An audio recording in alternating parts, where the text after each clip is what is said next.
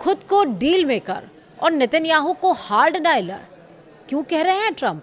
और hard liner का क्या मतलब है ट्रंप का? क्या ट्रंप और नेतन्याहू में कोई जंग शुरू हो गई है? ये समझने की कोशिश हम इस वीडियो में करेंगे। नमस्कार, आप देख रहे हैं न्यूज़ 18 का डिजिटल प्लेटफॉर्म और मैं हूं आपके साथ श्रुति श्रीवास्तव।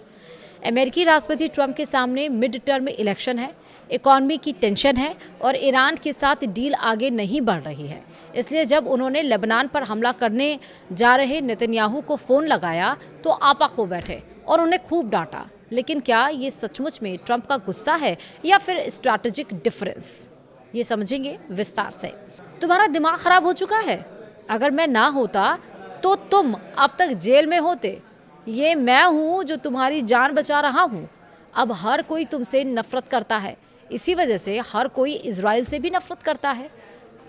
ये दुनिया के सबसे ताकतवर देश के राष्ट्राध्यक्ष की भाषा तो कतई नहीं है।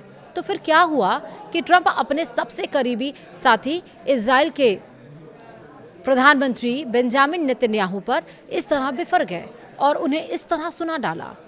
हैरान करने वाले ये जुमले अमेरिकी राष्ट्रपति ट्रंप के हैं, जो उन्होंने फ़ोन इजरायली प्रधानमंत्री बेंजामिन नेतन्याहू को बेहद गुस्से में कहे। इस टकराव का खुलासा अमेरिकी वेबसाइट एक्सियोस ने अपनी एक एक्सक्लूसिव रिपोर्ट में की। तो क्या अमेरिकी राष्ट्रपति सचमुच इजरायली प्रधानमंत्री से नाराज़ हैं? ट्रंप और नेतन्याहू के बीच टकराव मुख्य रूप से ईरान डील और लेबनान हिजबुल्लाह पर है। यह कोई पुराना व्यक्तिगत झगड़ा नहीं, बल्कि ईरान इजराइल यूएस टेंशन के बीच का स्ट्रैटेजिक डिफरेंस है।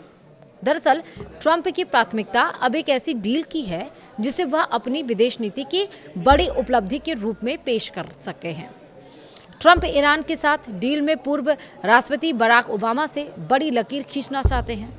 उन्होंने हाल ही में दावा किया कि ईरान के साथ समझौता निकट हो सकता है और बातचीत तेज गति से चल रही है, लेकिन यह वार्ता बार बार डिलेर हो रही है।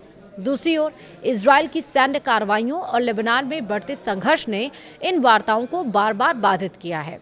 ईरान ने भी आरोप लगाया है कि इजरायली हमले कूटनीतिक प्रक्रिया को नुकसान पहुंचा रहे हैं। वहीं नेतन्याहू हार्ड लाइनर और ट्रंप डील मेकर, ये कैसे हो गया? विशेषज्ञों का मानना है कि ट्रंप की रणनीति दोहरी हो सकती है। पहला, वह ईरान को यह संदेश देना चाहते हैं कि अमेरिका बातचीत के लिए गंभीर है और क्षेत्रीय तनाव बढ़ाने वाला पक्ष हमेशा वॉशिंगटन नहीं है। तेल अवीव भी ऐसा करता है। दूसरा, वह नेतन्याहू पर अप्रत्यक्ष दबाव बनाना चाहते हैं कि इजराइल की सैन्य कार्रवाइयां अमेरिकी कूटनीतिक लक्ष्यों को बाधित न करें। कुछ विशेषज्ञों का तर्क है कि यदि ट्रंप को लगता है कि समझौता उनकी राजनीतिक जीत साबित हो सकता है, तो वह नेतन्याहू को कठोर नेता की छवि में दिखाकर खुद को डील मेकर के रूप में प्रस्तुत कर सकते हैं।